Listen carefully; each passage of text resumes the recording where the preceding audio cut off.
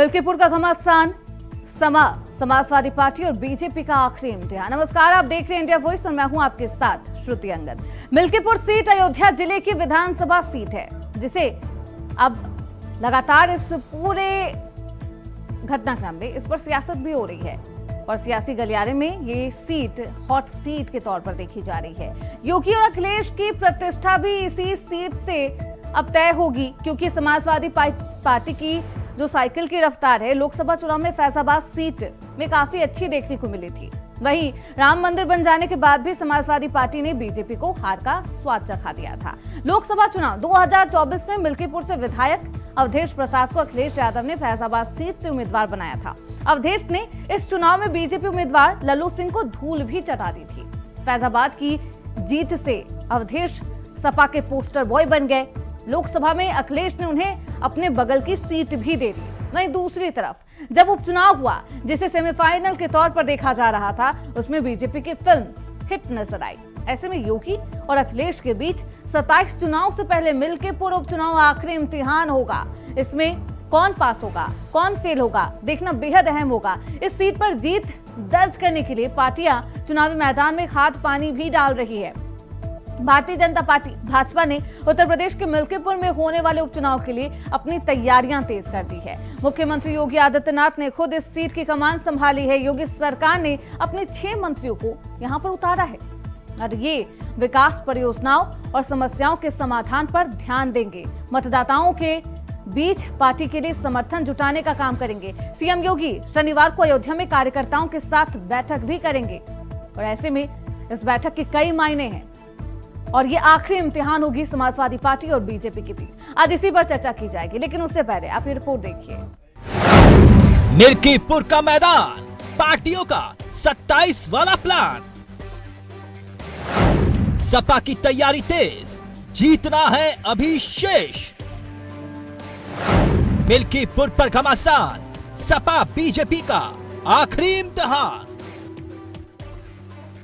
मिल्कीपुर में अंतिम चुनावी युद्ध होना है, जिससे पहले सियासत चुस्त दुरुस्त नजर आ रही है। 27 से पहले होने वाले मिल्कीपुर के उपचुनाव में मिली जीत और हार कई सियासी तस्वीर साफ करेगी। 27 विधानसभा चुनाव में हिंदुत्व कार्ड चलेगा या फिर पीडीए की बात चलेगी। दरअसल मिल्कीपुर सीट को जीतकर बीजेपी अपने उस दर्द को मरहम में तब्दील करना चाहती है, जिस नब्ज को बार बार विपक्षी पार्टियां दबाती रही हैं। योगी आदित्यनाथ उस दाग को धुलाना चाहते हैं, जो अयोध्या की हार का ठीकरा बार बार फोड़ा जाता है।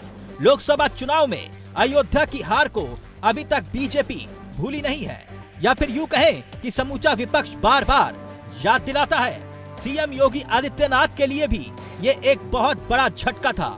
दूसरी बार मुख्यमंत्री पद संभालने के बाद सीएम योगी ने सबसे ज्यादा यात्राएं अयोध्या की ही की थी। प्रदेश में ही नहीं बल्कि पूरे देश में गिनती की जाए तो जितना विकास अयोध्या में हुआ, उतने विकास का दावा सरकार ने कहीं नहीं किया। लोकसभा चुनाव से कुछ दिन पहले ही अयोध्या में श्री राम मंदिर का शिलान्यास हुआ, जो इस क्षेत्र के लिए बहुत बड़ी उपलब्धि थी, या यूं कहे पूरे देश के लिए उपलब्धि थी। लाखों श्रद्धालुओं के लिए अयोध्या का रास्ता क्लियर हुआ। हजारों लोगों की रोजी रोटी, रोजगार का रास्ता भी यहां से खुल गया। पर अयोध्या या यूं कहे कि फैजाबाद लोकसभा सीट बीजेपी नहीं जीत सकी और सपा की साइकिल दौड़ पड़ी। फैजाबाद सीट से जीतने वाले अवधेश प्रसाद समाजवादी पार्टी के प्रत्याशी थे। उन्होंने ये सीट जीतकर इतिहास रच दिया। ऐसे में मिल्कीपुर सीट पर होने वाले उपचुनाव की कमान अब खुद सीएम योगी ने अपने हाथ में संभाल ली है। कार्यकर्ताओं में जोश भरा जा रहा है, जीत का मंत्र दिया जा रहा है। वहीं सपा भी चिंतन और मंथन में जुट चुकी है, ताकि नतीजा फैजाबाद की तरह 2024 के चुनाव की तरह ही हो। वहीं देखना यह भी दिलचस्प होगा कि क्या इंडिया गठबंधन की गांठ खुल जाती है या फिर महज दिखावे की सियासत होती है। यानी मिल्कीपुर की लड़ाई अब एक बार फिर से शुरू होने वाली है। कुल मिलाकर कहिए कि मिल्कीपुर का घमासान सपा बीजेपी का ये 27 से पहले आखिरी इम्तिहान। Bureau report, India voice, Lucknow.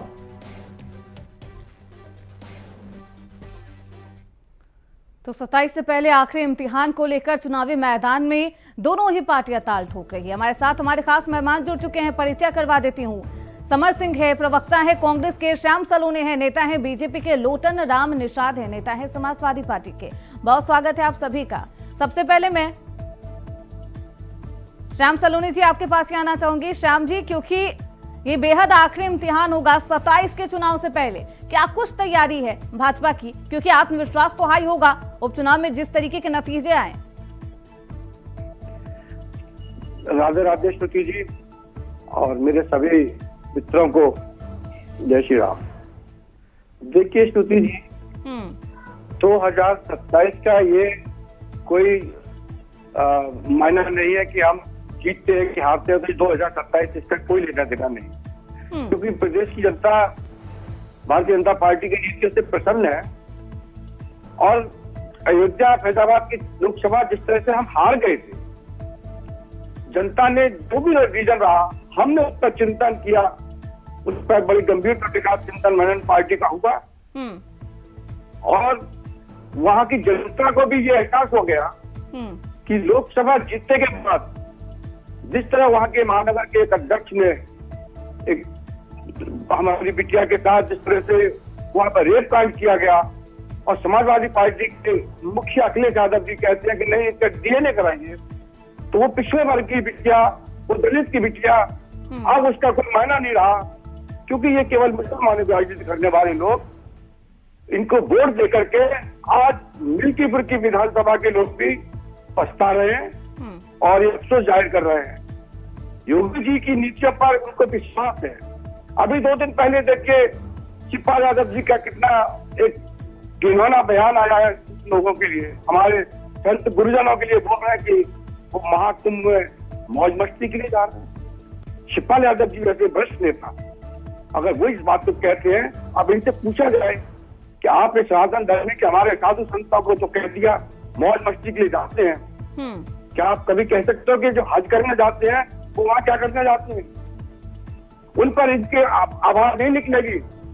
तो ये मिल्कीपुर की जनता देख रही है लोटन राम जी, हमारी कमी की वजह से जो भी तमाम बयान सुन रही है मिल्कीपुर की जनता, या यूं कहूं तमाम देश की जनता सुन रही है।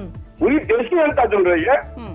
इसीलिए बोल रहा हूँ कि 27 से चुनाव से कोई लेना देना नहीं है। ठीक है, मिल्कीपुर के विधानसभा तो 100% भारतीय जनता पार्टी जीतेगी, इसका कोई दो राय नहीं है। लेकिन चलिए ठीक है, तो देखने वाली बात होगी। लोटन राम निषाद जी, देखिए भारतीय जनता पार्टी के नेता जिस तरह बयान दे रहे हैं, ये लोग बेशर्मी की हदें पार कर जाते हैं। बार बार वह मोहित खान का मुद्दा, यह केवल हिंदू मुसलमान भारत पाकिस्तान के अलावा इनके पास मुद्दा नहीं दिखाई देता है। अरे आप एक निषाद बालिका के साथ हुआ, मैं भी तो खड़ा था, मैं भी कहा था कि भाई लाई डिटेक्टर टेस्ट हो जाए, और तमाम तरह के टेस्ट होते हैं। और हमारे नेता ने अगर डीएनए टेस्ट की बात किया तो क्या बुरा किया? किसी को झूठे जो है आरोपी बना करके आप उसके घर पर बुलडोजर चला दीजिए, अधिष्ठान प्रतिष्ठान को कुर्क कर दीजिए। अब बाद में दूध का दूध और पानी का पानी हुआ कि नहीं? मैं पहले से कहता था मोहित खान निर्दोष है, एक सम्मानित व्यक्ति हैं, लेकिन भारतीय जनता पार्टी को केवल मुसलमान और यादव का नाम मिल जाए, ये कील का तार बनाने का काम करते हैं। मैं इनसे पूछना चाहता हूं कि किन्हट में 13 अक्टूबर को एक निषाद बालिका के साथ 3 दरिंदों ने सामूहिक बलात्कार करके हाथ गोड़ मुंह बांध करके झाड़ी में फेंक दिया, तब भारतीय जनता पार्टी का जमीर कहाँ मर गया था? वहां पर चुनाव था कटिहरी का, मिल्कीपुर का, तो इन्होंने कील का तार बनाया। योगी जी 3 बार जो है वहां का दौरा करते हैं, मीटिंग करते हैं, लेकिन यही बगल में इनके 5 कालीदास मार्ग से कुल मिलाकर के 5 किलोमीटर की भी दूरी नहीं है। किन्हट में भी तो निषाद बालिका थी, उस पर क्यों नहीं है जो है कि आवाज उठाए, क्यों नहीं उस परिवार की मदद की है? अभी जो है कि 9 वर्ष के दिन यही अमेठी में पहले तो मुझे लगता है निषाद जी इस तमाम मामले पर राजनीति नहीं करनी चाहिए, चाहे वो मैं बीजेपी के लिए बोलूं, आपके लिए बोलूं, किसी अन्य पार्टी के लिए बोलूं। बेहद संवेदनशील ये मामला है और जिसके साथ हुआ है सहानुभूति होनी चाहिए, प्रशासन पर ही सवाल उठता है और आप लोग इस पर भी राजनीति करने से गुरेज नहीं करते हैं। आश्चर्य होता है मुझे, माय देश की विडंबना है, किसी युवती के साथ ऐसी घटना हो जाती है और आप लोग उस पर भी राजनीति करने लगते हैं। सवाल जितना पूछा गया आप लोग प्लीज उसी का जवाब दीजिए। भारतीय जनता पार्टी गंदी राजनीति ही करती है। या जहां देखते हैं वोट बैंक का मामला है, चुनावी लाभ का मामला है, तो उसको तिल का तार बनाते हैं। मैं कहता हूं कि बहन बेटी चलिए ठीक है, श्याम सलोनी जी आपके पास आऊंगी, लेकिन हमारे साथ समर सिंह जी भी मौजूद है, कांग्रेस के प्रवक्ता हैं। समर सिंह जी, क्योंकि जिस तरीके से इंडिया, अब आऊंगी लोटन राम निषाद जी, अब वापस आऊंगी, रुकिए। समर सिंह जी, जिस तरीके से इंडिया गठबंधन में कलेश देखने को मिला, खासतौर पर उपचुनाव की सीट को लेकर, वो जग जाहिर है, आप नानुकुर करिए, साफ तौर पर देखने को मिला।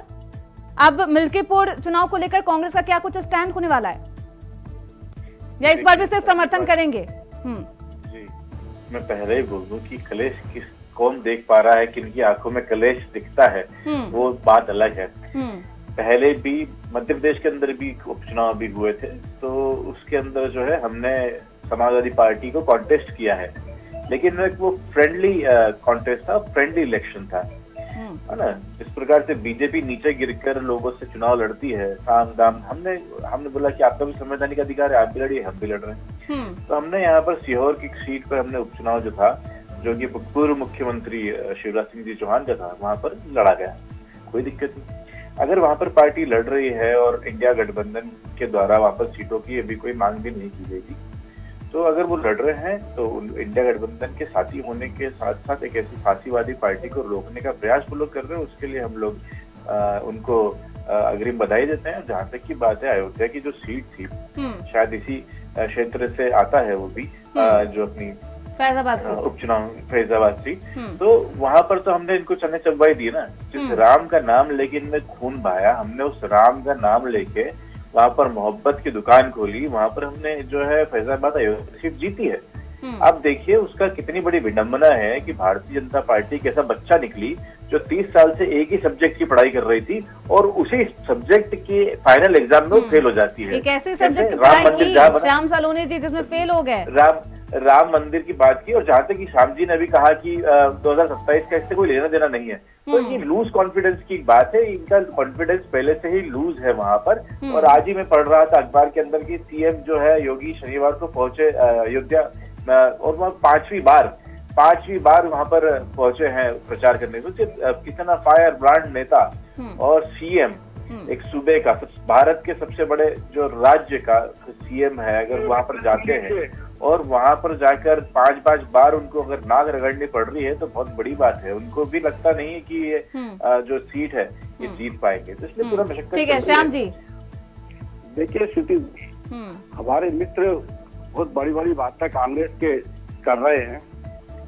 अभी आज ही उत्तराखंड में इनके 2 बड़े नेता इनकी पार्टी की नीतियों से दुखी होकर के आज भारतीय जनता पार्टी में शामिल हुए हैं। आज की बात वो देखिए सुनिए, पार्टी में आना जाना तो लगा रहता है। देखिए अभी हरियाणा में चुनाव थे, कितने लोगों ने भारतीय जनता पार्टी छोड़ के कांग्रेस में, समर सिंह जी महाराष्ट्र में चुनाव थे, कितने सारे जो लोग थे भारतीय जनता छोड़कर जो है एनसीपी में गए, कांग्रेस में।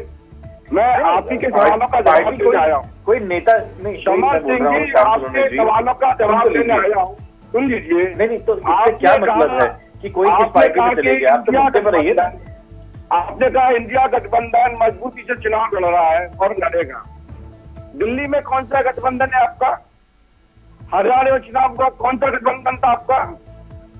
आपका पंजाब में चुनाव हुआ, कौन सा गठबंधन था? कहाँ गठबंधन आप निभा रहे हो?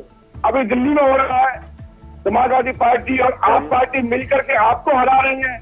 आप उन पर आरोप लगा रहे हो, फिर आप कहते हो आप सब एक हो। आप कौन सा गठबंधन, कौन सा धर्म निभा रहे हो? आपके एक धर्म के नेता शिवपाल यादव जी हमारे निषाद जी बैठे हुए हैं, बहुत बड़ी बड़ी बातें कर रहे थे। ये बताएं कि शिवपाल यादव की जैसे बड़े नेता, हम तो उनका सम्मान करते हैं, वो कहते हैं कि साधु और संत महाकुंभ में जा रहे हैं, वो मौज मस्ती करने जा रहे हैं। तो ये क्या गलत बोला? लगता है ईश्वर की भक्ति करने में आनंद है ना। आप नहीं समझते चीज को। भाषा कबीर ने कहा है, समझ रहे थे, कबीर ने कहा है, रहीम ने कहा है कि आनंद मौज मस्ती ही करना है। धर्म के नाम पे आपके जैसे लोगों की हत्या थोड़ी ना करना है। बातें कर रहे हो धर्म के नाम पर हत्या करना अच्छी बात है, धर्म के नाम पर मौज मस्ती करना चीज है, मौज उड़ाना अच्छी चीज है, हर्ष बनाना अच्छी चीज है, उल्लास बनाना अच्छी चीज है। बताइए समर सिंह जी, श्याम सलोनी जी, रुक जाइए। ठीक है, हमारे साथ लोटन मौजूद है। निशाद जी, क्योंकि जिस तरीके से आप देखिए उपचुनाव के नतीजों पर गौर फरमाइए, तो कुंदरकी और कटिहारी मुस्लिम बहुल इलाके होने के बावजूद समाजवादी पार्टी के पाले से खिसक गई। अब अगर इसको देखें तो यानी कि इसका अर्थ यही है कि जो मुस्लिम मतदाता है, मुस्लिम वोट बैंक है, वो भी अब समाजवादी पार्टी को पसंद नहीं कर रहा है। आप देख लीजिएगा, कुंदरकी में हो चाहे मीरापुर में हो चाहे सीसामऊ और फूलपुर में हो, भारतीय जनता पार्टी ने जिस तरह से प्रशासनिक गुंडाई कराया, जिस तरह से पुलिस सीएसपी लगाकर मुस्लिम मतदाताओं को बूथ तक जाने से रोकने का काम किया, और हर बूथ पर 10-10 जो है भारतीय जनता पार्टी वालों ने जो है बूथ कैप्चरिंग कराने के लिए रखा था। यह चुनाव जनमत का चुनाव नहीं जीते हैं।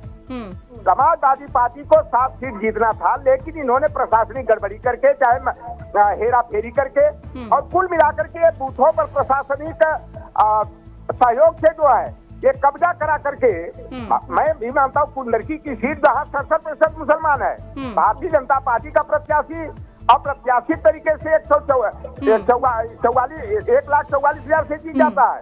मतलब ये जो तर्क है ना, मुझे भी समझ नहीं आ रहा निशाद जी कि कोई मुस्लिम बहुल इलाका हो, उसमें सिर्फ मुस्लिम ही मतदार प्रत्याशी जीतेगा, ये तर्क कैसे वाजिब है? लोटन जी सुनिए निशाद जी सुनिए, ये कहाँ से आप तर्क दे देते हैं कि एक मुस्लिम बहुल इलाके में रामवीर सिंह जैसा कोई प्रत्याशी नहीं जीत सकता, कोई हिंदू प्रत्याशी नहीं जीत सकता, ये तर्क कैसे आ जाता है? वहाँ क्या आप लोगों ऐसे कई प्रदेश है, ऐसे कई जिले हैं जहाँ पर है ना निशाद जी, जहाँ पर मुस्लिम प्रत्याशी है जिसे जीत मिली है, हिंदू बहुल इलाका है, वो मतदाताओं को वोट डालने से रोका जा रहा है। तो यह उपचुनाव जो है सरकार ने गुंडाई करा करके जीता है। और श्याम सलोनी जी, मिल्कीपुर का चुनाव जो है, मैं समझ गई, आपके पास जवाब नहीं है। श्याम जी, जिस तरह से इन्होंने धार्मिक कार्यशाला बनाया था अयोध्या को, निशाद जी जिस तरह के आरोप लगा रहे हैं, अभी इसमें एक रह गया है ईवीएम, में धूल चटाएगा। ये कहें कि ईवीएम में हैक की गई है। अब बहुत जब आदमी हारता है ना और उसके पास कोई विषय नहीं रहता है, तो वो सामने वाले में आरोप लगाता है, इसलिए मैं इनकी बात पे बुरा नहीं मानता। लेकिन इनका समर्थन को बढ़ावा देने का काम कर रहे हैं, आप पार्टी को जाता है करके जो है प्रशासनिक गुंडाई करा रहे हैं। क्योंकि इन्होंने बेईमानी से, चोरी से जब इनकी सरकार थी तो अरबों खरबों की संपत्ति इकट्ठी की, हत्या करा रहे हैं, और आप वाले पार्टी के केजरीवाल ने 48 करोड़ का मकान बना लिया। तो ये चोर मौसेरे भाई जो है, अब तुलना करते हमारे मोदी जी से। संसद में मोदी जी ने 10 वर्ष के कार्यकाल में एक अपने लिए घर नहीं बनाया, भी दिन लगने तो इसका एक कमरा नहीं बनाया। तैयार कर रही है। 4 करोड़ से ज्यादा गरीब लोगों को उन्होंने पूरे देश में मकान बना के दिए हैं।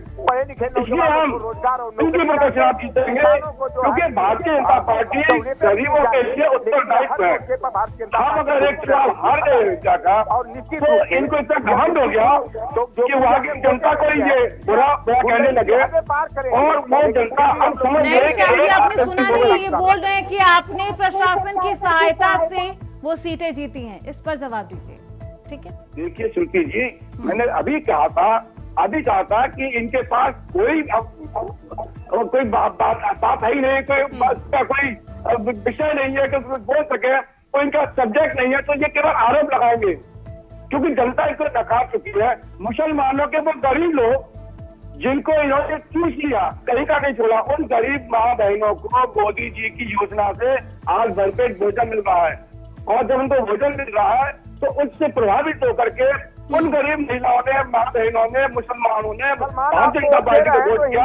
इसलिए हम चुनाव जीते हैं, सच्चाई पर नहीं आ रहे। आप हिंदू मुसलमान शोषण किया, समाजवादी पार्टी ने अपने कार्यकाल में मुसलमानों का शोषण किया, वही भारतीय जनता पार्टी ने मुसलमानों को पोषण दिया। तो शोषण क्या है? आज किसी को बिल्कुल खत्म कर दो, खिलाओगे नहीं। मुसलमान जब भारतीय जनता पार्टी कैसे चलती है, हमारी हर योजना क्यों इतना विद्वेष सबके का भाव साथ रखते हैं आप लोग? इसलिए ये रोकना है कि इनसे वोट बैंक छीन गया। अब ये आरोप लगाएंगे, ये कहेंगे प्रशासन इनके कब्जे में है, ये कहेंगे ईवीएम भी इनके कब्जे में है, ये कहेंगे कि चुनाव आयोग इनके कब्जे में है, ये कहेंगे कि मीडिया भी इनके कब्जे में है, सारे चैनल जितने हैं सब भारतीय जनता पार्टी के हैं। तो ये आरोप लगाएंगे क्योंकि इनके पास कोई मुद्दा नहीं है, अब कोई विषय नहीं है कि अब चुनाव आरोप लगाने के। अरे समाजवादी पार्टी के मेरे मित्रों, आप बजाय आरोप लगाने के चिंतन करो कि क्यों आप हार रहे हो, क्यों आपका मिशन तो है आप लोगों को ऐसा करने नहीं देगी। जनता भी सब कुछ समझ गई है कि धर्म का नाम लेकर, धर्म का चोला ओढ़ करके जिस तरह आप सरकारी खजाने को लुटवा रहे हैं, सरकारी संस्थानों उपक्रमों को जो है कांग्रेस पार्टी, मैं समाजवादी पार्टी का हूँ, लेकिन आप देश के बताते ही नहीं है। आरोप आरोप आरोप आपके संग चुनाव आयोग खुला है, सुप्रीम कोर्ट के जज आपसे बैठे हुए हैं, तो इनके पास केवल आरोप कर गए और हमारा काम है इन्होंने क्या सोचा, इन्होंने मुसलमानों का सोचा किया, हमने क्या सोचा, मोदी जी बेच दिया आपने अदानी और अंबानी के हाथ। रुक जाइए, ठीक है, ये चर्चा है श्याम सलोनी जी। आप लोग अपनी बातें रखने के जुनून में मुझे लगता है कि भूल ही गए कि चर्चा को चर्चा की तरह रहने दीजिए, किसी की भी बात समझ नहीं आ रही है। समर सिंह जी आपके पास आऊंगी। समर सिंह जी, सवाल यही है क्योंकि अगर कांग्रेस पार्टी का साथ मिलता तो इससे समर्थन मिला, अगर कांग्रेस पार्टी को भी चुनावी हुंकार भरने का मौका मिलता, चुनावी मैदान में वो उतरती, तो आज जो 7-2 वाली स्थिति है वो नहीं होती। नहीं, बीजेपी को नुकसान होता, इंडिया गठबंधन को फायदा। लेकिन अगर समाजवादी पार्टी आपकी बात मान जाती तो ऐसा होता। समर सिंह जी, शीर्ष नेतृत्व तय करता है कौन चुनाव लड़ेंगे, कैसे चुनाव लड़ेंगे। लेकिन शीर्ष नेतृत्व और लगातार कांग्रेस पार्टी तो 5 सीटें मांग ही रही थी सर। हम प्रवक्ता होते हुए सिर्फ हमारी पार्टी की जो बातें हैं, जो हमें पता रहती हैं, जो एक बातें फुल प्रूफ बातें होती है जिसे कहना चाहिए, पुख्ता बातें, वो हम आप तक पहुंचाने का कार्य करते हैं।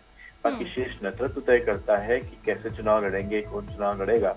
और अगर उन्होंने कुछ किया है ऐसा साथ में बैठकर या उन्होंने तय किया है इस चीज को, तो ये उनका तो हरियाणा से भी सबक नहीं लिया गया? नहीं समर सिंह जी, आम आदमी पार्टी को साथ मिलाती तो शायद आज सरकार होती इंडिया गठबंधन की। नहीं, देखिए वो आम आदमी पार्टी कभी भी हरियाणा के अंदर कोई बहुत बड़ा डिसाइडिंग फैक्टर थी नहीं। आप अगर चुनाव के अंदर जो वोट प्राप्त हुए आम आदमी पार्टी को हरियाणा के अंदर, उससे कंपैरिजन करेंगे तो मुश्किल से 2-3 सीटें ही मात्र आपको ऐसे लगेंगी जो कि कंपैरिजन में और उनके कारण हम लोग हारे। बाकी सारी सीटों पे जो था नेक टू नेक फाइट जो थी वो भारतीय जनता पार्टी के साथ में थी। अब देखिए पूरी दुनिया, पूरा सट्टा बाजार, बड़े बड़े न्यूज हाउस, बड़े बड़े चैनल्स ये बोल रहे थे कि कांग्रेस की सरकार बन रही है हरियाणा में। एकाएक क्या हुआ, ईवीएम 99% जो है ईवीएम मिली है। एक दिन में 15-15 लाख जो वोट थे वो बढ़ गए हैं। तो हमको नहीं लगता कि हम कांग्रेस जो है वो भारतीय जनता पार्टी से हरियाणा में हारी है। ये जीत है, ईवीएम की जीत है कांग्रेस के, भारतीय जनता पार्टी के लिए, और मनोबल की जीत है कांग्रेस के लिए। काफी लोगों ने वहां पर सराहा है। और ऐसा ही आप अगर उत्तर प्रदेश में, माफ कीजिएगा, महाराष्ट्र जाके देखेंगे तो एक गांव के अंदर हमने मोक झारखंड में भी देखना होगा, फिर जम्मू कश्मीर में भी नहीं। समर सिंह जी, देख बिल्कुल सही बात है। जम्मू जहाँ जीत मिल गई वहाँ स्थिति बहुत अच्छी थी, सब कुछ ठीक था। नहीं मिल पाई तो प्रशासन पर टिकराफ हो रही है। मैं आपसे पूछता हूँ कितनी सीटों पर लड़ी भारतीय जनता पार्टी जम्मू कश्मीर में? मैंने ये पूछा कि एनडीए गठबंधन वहाँ पर नहीं बन पाई, इंडिया गठबंधन की जीत हुई।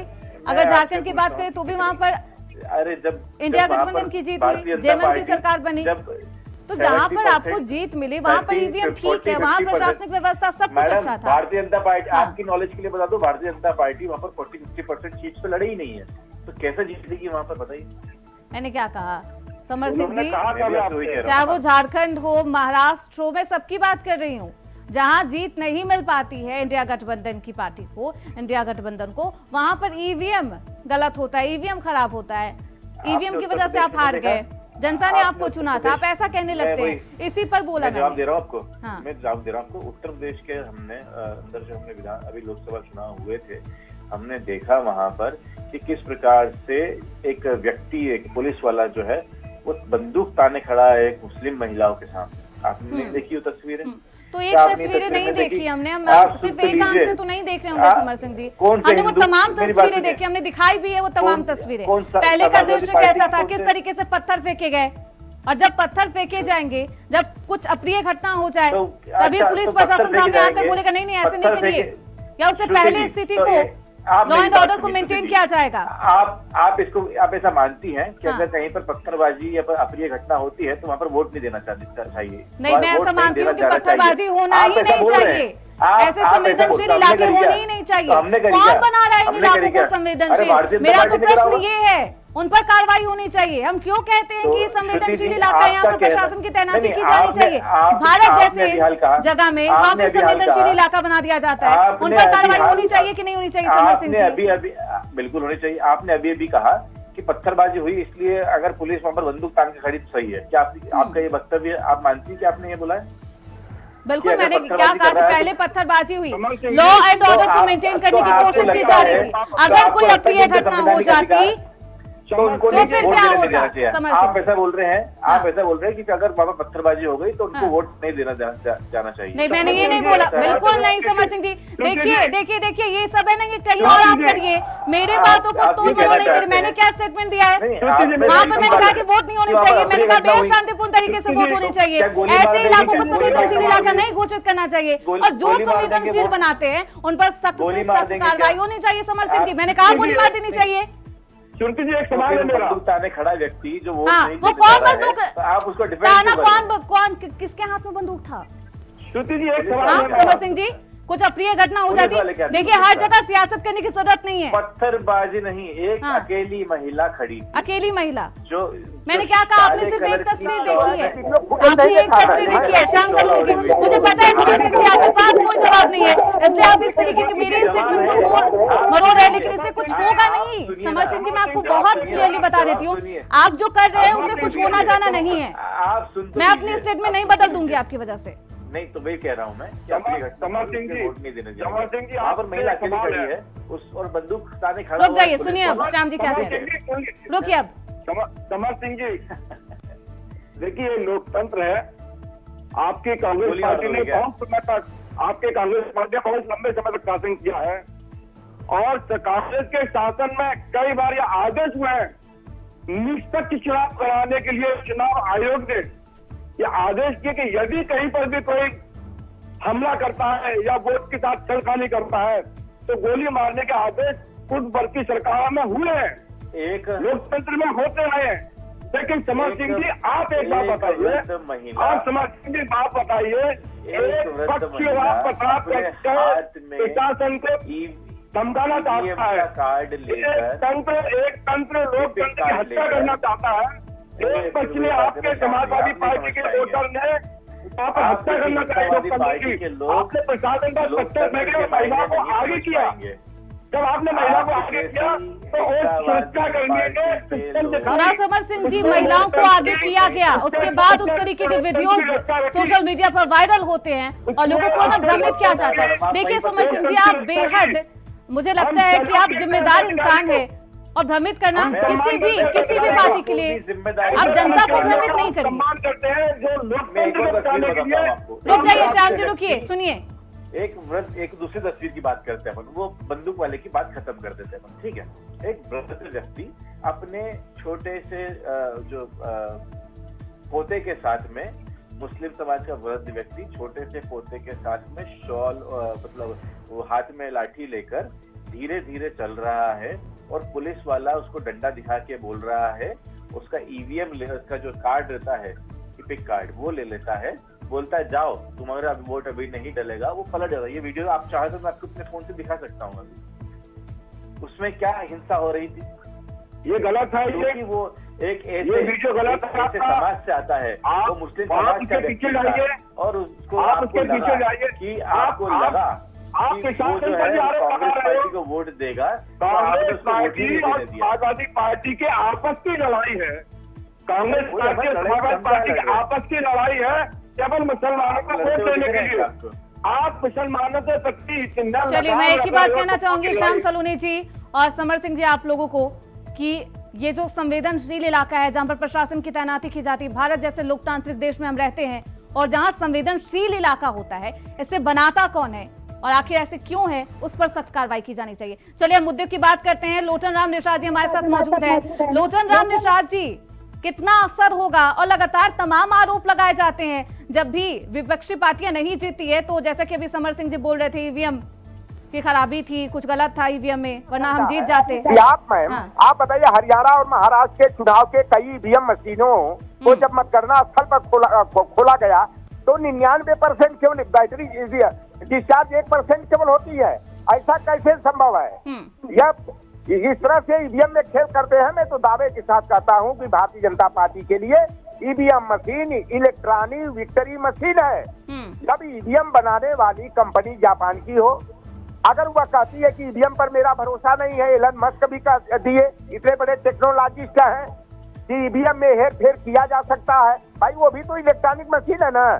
जब हमारा मोबाइल हैक हो सकता है, हमारा बैंक हैक करके लूटा जा सकता है, तो ईवीएम कौन जैसी है महाशक्ति हो गई है कि उसमें नहीं खेल किया जा सकता है। अगर इतना ही विश्वास नहीं है नेता लोटन राम जी, तो क्यों नहीं किया ऐसा कि नहीं है झारखंड में जो हमें जीत मिली है, हमें ये भी जीत नहीं चाहिए क्योंकि हमें विश्वास ही नहीं है ईवीएम पे, मे भी उसे हैक कर लिया गया होगा? ऐसा क्यों नहीं कहा गया विपक्षी पार्टियों में? अविश्वास है। जहाँ पर जीत गए वहाँ पर सत्ता चाहिए, जहाँ पर नहीं जीते वहाँ सत्ता इसलिए नहीं मिली जहाँ क्योंकि ईवीएम की खराबी थी। चलिए ठीक है, अब मुद्दे पे ही आ जाते हैं, बहुत भटक गए। श्याम सलोनी जी, बार बार जाना मुख्यमंत्री का अयोध्या, अब आऊंगी लोटन राम जी, अब आऊंगी वापस, अब आऊंगी। रुक जाइए लोटन राम जी, आप रुकिए। अब लोटन राम जी, हो गया ये मुद्दा, ईवीएम का मुद्दा आप रखिए अपने पास, हमें इस पे नहीं चर्चा करना, हो गया, हम समझ गए। श्याम सलोनी जी बार बार अयोध्या जा रहे हैं सीएम योगी आदित्यनाथ, लेकिन जो प्रत्याशी है वो तो समाजवादी पार्टी ने घोषित कर दिए, उनके तरफ से उनका फैसला तय है कि अजीत प्रसाद को बनाया जाएगा। अगर इतना ही, क्या आत्मविश्वास की कमी है कि बीजेपी अपना पत्ता नहीं खोल रही है, या अभी डिसाइड नहीं हो पाया है कि किसे प्रत्याशी बनाया जाए अजीत प्रसाद के विपक्ष में वर्सेस किसे किया जाए? श्रुति, ऐसा कुछ नहीं है। हमारे यहाँ सिस्टम से काम होता है। हमारा कोई परिवारवाद नहीं है, किसी एक व्यक्ति की ये पार्टी नहीं है, कैडर पार्टी है। और हमारे जो मुख्यमंत्री जी है संत हृदय के व्यक्ति है, इसलिए वो अयोध्या के कई कारण रहते हैं और अयोध्या बड़ी पवित्र है हम लोगों की, और ये मुख्यमंत्री के दायित्व है। हाँ, हम वहाँ चुनाव हारे, हमने स्वीकार किया ना, हम चुनाव हारे। हम क्यों हारे? हमने उन बंधुओं पर भी विचार किए। अब जो कमियां हमको नजर आई उनको हमने दूर किया है, और आज हम ये पूरे विश्वास के साथ ये बात कह रहे हैं कि तो क्या फैजाबाद सीट हारने के बाद आत्मविश्वास में कमी आ गई है भाजपा की? कोई कमी कैसी भी नहीं है, केवल इन्होंने दलितों को गुमराह किया। लोटन राम निषाद जी प्रत्याशी घोषित हुआ, ऐलान हो चुका है, फैसला तय माना जा रहा है, अजीत प्रसाद को ही उतारा जाएगा। ये कह रहे हैं कि परिवारवाद है, इसलिए अवधेश प्रसाद के बेटे अजीत प्रसाद नहीं देख लेते हैं। कल्याण सिंह मुख्यमंत्री रहे, उनका बेटा राजवीर सिंह सांसद, और राजवीर का बेटा संदीप सिंह बेसिक शिक्षा मंत्री है। राजनाथ सिंह सांसद और रक्षा मंत्री है, उनका बेटा पंकज जो है सांसद है। अनुराग ठाकुर के पिताजी प्रेम सिंह धूमल मुख्यमंत्री रहे, अनुराग सिंह केंद्रीय मंत्री है। एक दो उदाहरण है, तमाम उदाहरण। देवेंद्र फडणवीस महाराष्ट्र के मुख्यमंत्री, उनके बाप भाजपा के बड़े नेता रहे। चलिए, समय का अभाव है, पूरा पक्ष नहीं सुन पाऊंगी। लोटन राम निषाद जी बहुत शुक्रिया, माफ करिएगा, आपको पूरा पक्ष नहीं सुन पाऊंगी, समय का अभाव है। समर सिंह जी, श्याम सलोनी जी, लोटन राम निषाद जी, आप सभी का बहुत शुक्रिया अपनी बातों को रखने के लिए और हमारे साथ चर्चा में बने रहने के लिए। तो अब मिल्कीपुर पर घमासान तो तेज है, हालांकि जनता का क्या संदेश आता है, जनादेश क्या आता है और उसके बाद संदेश क्या जाता है लोगों के बीच, देखना बेहद दिलचस्प होगा। बहुत शुक्रिया आप सभी का इस चर्चा में बने रहने के लिए। इसी के साथ इस चर्चा में बस इतना ही। देखते रहिए इंडिया वॉइस।